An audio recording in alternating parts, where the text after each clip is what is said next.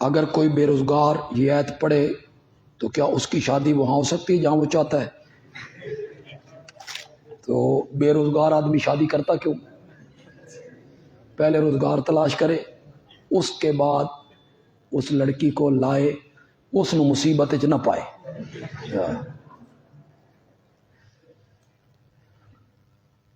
یہ کہتے ہیں ذرا آہستہ ترجمہ کیا کریں، لکھا نہیں جاتا۔ آہستہ کریں گے تو پھر ختم نہیں ہوگا یار۔ چلو کچھ دیکھتے ہیں۔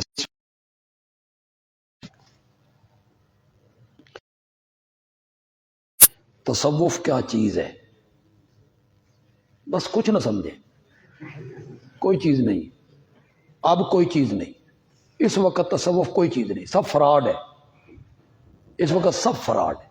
پہلے وہ اللہ والے ہوتے تھے، مدنی تھے، تھانہ بون میں حضرت تھانوی تھے، وہاں بچرا میں حضرت الوانی تھے، اللہ والے تھے، لیکن یہ ساتھ قرآن کی خدمت بھی کرتے تھے، دین پڑھاتے تھے، دین، اور پھر لوگوں کی اصلاح کرتے تھے، انہیں اللہ اللہ سکھاتے تھے۔ اس عورت کا نام زلیخا تھا، یہ کہاں سے ثابت ہے؟ میرا خیال ہے کوئی مستند بات تو نہیں ہے، چونکہ معروف یہی ہے لہذا میں نے نام لے دیا، ورنہ کوئی یہ دلائل سے اتنی بات ثابت نہیں ہے۔ توحید فی الحاکمیت کیا ہے؟ توحید فی الحاکمیت یہ ہے کہ اس کائنات میں، دنیا میں، زمین پر، دھرتی پر، اگر دھرتی اللہ کی ہے تو اس میں نظام بھی اللہ ہی کا چلنا چاہیے۔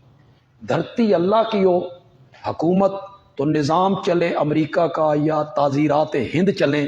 نہیں، دھرتی اگر اللہ کی ہے اور اس میں اللہ والے حکومت کریں تو اللہ کا نظام، قرآن و سنت کا نظام وہاں نافذ ہونا چاہیے۔ دار الحدیث کا دروازہ کھلا دیں، ہم نے مطالعہ کرنا ہوتا ہے، کوئی جگہ میسر نہیں ہے، دیکھتے ہیں۔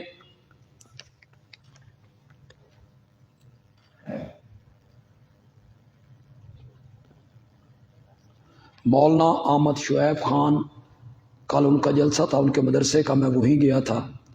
یہ کہتے ہیں کہ 6 مارچ ان کی پیشی ہے، سب طلباء دعا کریں اللہ ان کی پریشانی کو دور فرما دے، اور وہ مصیبت جو جس میں وہ مبتلا ہیں، آزمائش، مصیبت تو نہیں، آزمائش، اللہ اس آزمائش کو ان سے ہٹا دے جی۔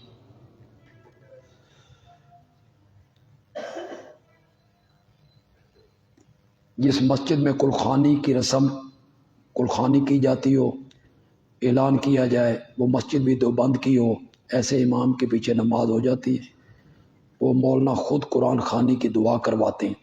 بدعتی آدمی کو امام نہیں بنانا چاہیے، یہ بدعت ہے۔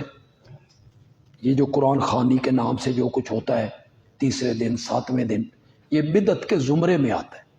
جو آدمی یہ کام کرتا ہے وہ بدعتی، من وکر صاحب بدعت فقد اعان علی ہدم الاسلام، جس نے کسی بدعت کی تعظیم کی اس نے اسلام کی دیوار کو گرا دیا۔ ایک حضرت کا بیان سنا، وہ کہہ رہے تھے کہ حضرت کو نبونا نہیں ہوئے بلکہ اللہ نے یوسف کے بھائیوں کی بات نقل کی۔